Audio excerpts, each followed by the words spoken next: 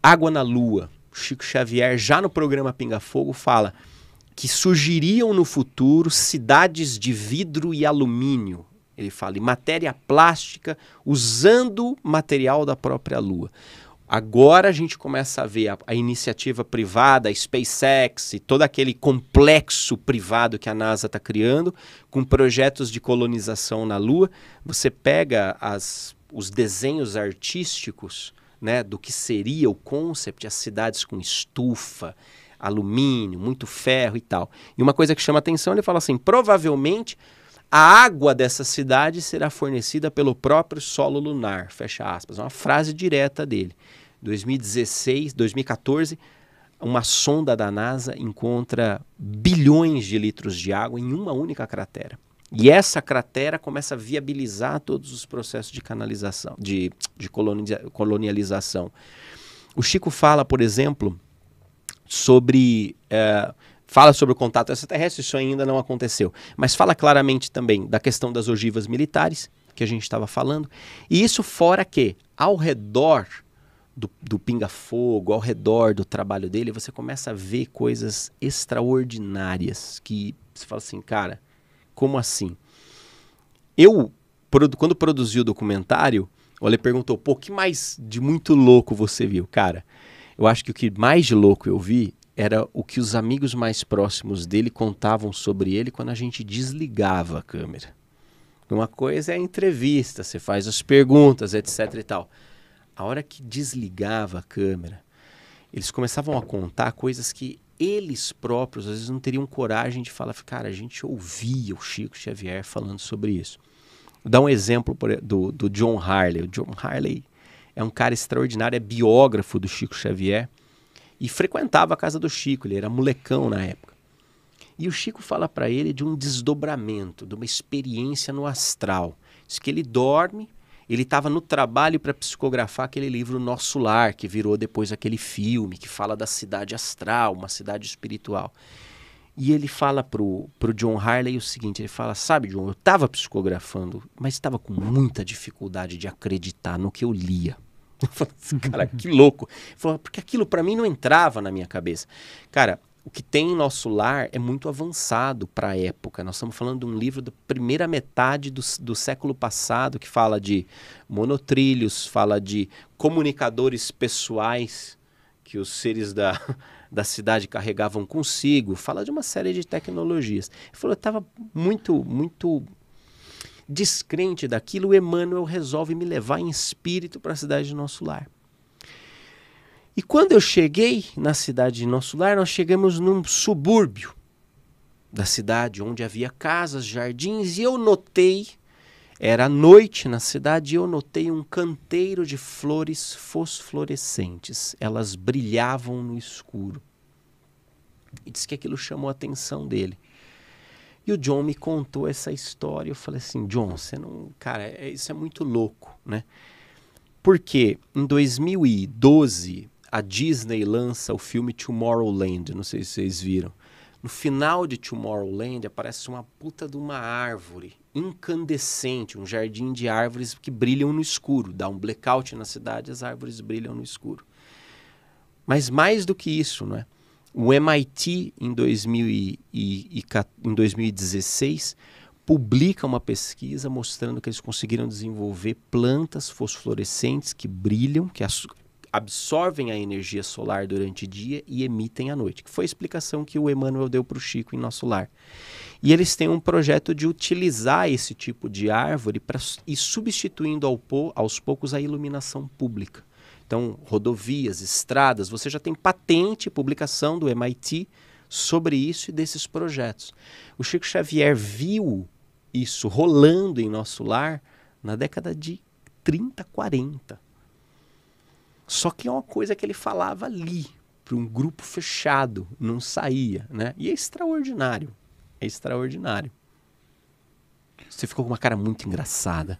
Não, porque é que uma coisa, eu tenho muita curiosidade, assim, eu lembro que tinha publicações nos anos 70, né? Que... assim, vários artistas eram convidados e tal, tinha uma revista que era só sobre futuro. E aí, pô, todo mês os caras desenhavam coisas absurdas. Então, pô, saía muita coisa interessante lá, os negócios de videocall, videochamada, aí aquelas cozinhas com robôs fazendo a comida pra você e tal.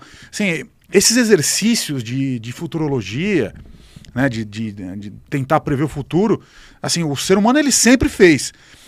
Óbvio que eu acho que é muito interessante, né, do ponto de vista de um médium, se propor a isso. E eu também acho curioso o fato dele ser inquirido justamente para prever ações da humanidade no futuro. Porque normalmente, o que todo mundo quer? Assim, a gente recebeu o médium, aqui todo mundo quer o quê? Putz, fala o que minha mãe tá sentindo. Carta de um parente desencarnado. É assim, ninguém fica perguntando o futuro. A gente tem alguns grandes nomes também, aquela vidente ucraniana, Baba Yaga, como é que ela chamava? É Baba Yaga, quem puder lembra aí. É uma vidente cega ucraniana. Sim. E assim, as pessoas são muito curiosas com isso. Mas nessa época também, por exemplo, a gente tinha o Carl Sagan.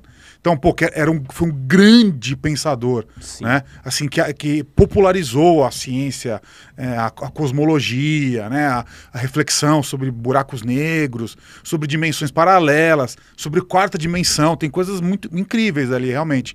Mas o que eu acho interessante dessa história é porque Chico Xavier não era um cara do ramo da ciência, nem com foco na futurologia, nem com foco na ficção científica, né? Então, assim, ele era um médium, espiritualista, e ele estava sendo questionado disso. Isso que eu acho muito, muito curioso, né?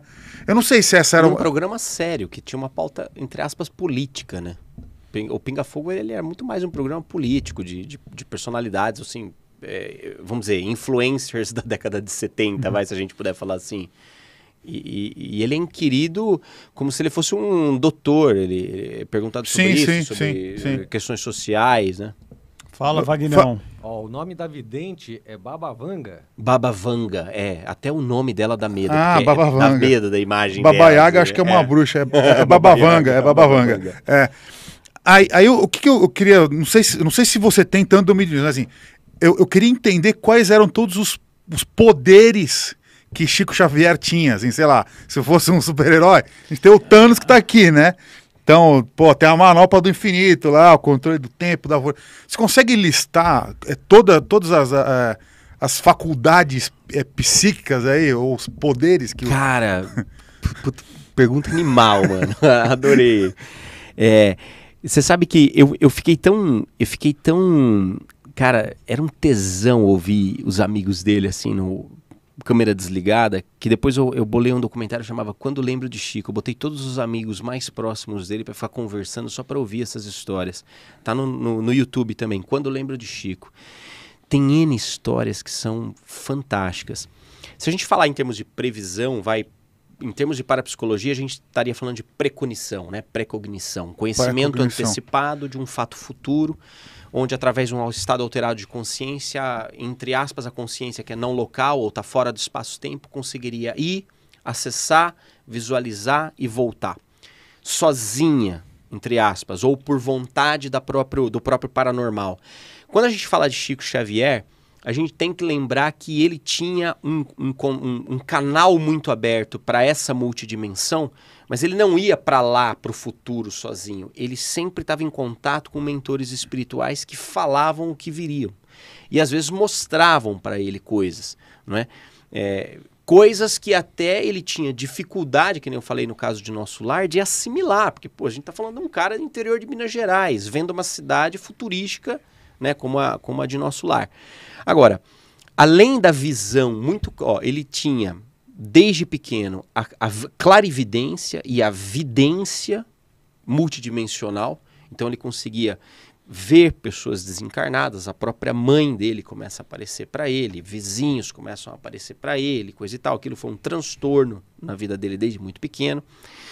Quando ele vai chegando perto da adolescência, começa a psicografia mesmo, né? Adolescência / juventude, ele começa a psicografia. textos que estão para muito além da, entre aspas, formação oficial dele. E toda a interação, eu estou lembrando de uma história que o Geraldinho contou certa vez, que ele falava, Geraldinho, o Emmanuel me mostrou uma coisa muito louca. No futuro, em breve, vai ter uma caixa em cima da mesa de quase todas as casas, como uma televisão. Mas eu não sei te explicar direito, Geraldinho, mas dá para ver o mundo inteiro nessa caixa.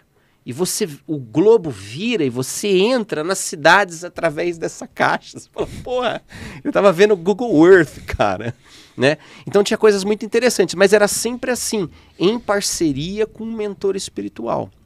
Além da psicografia, muitos dos amigos relatam fenômenos físicos atrelados a Chico Xavier.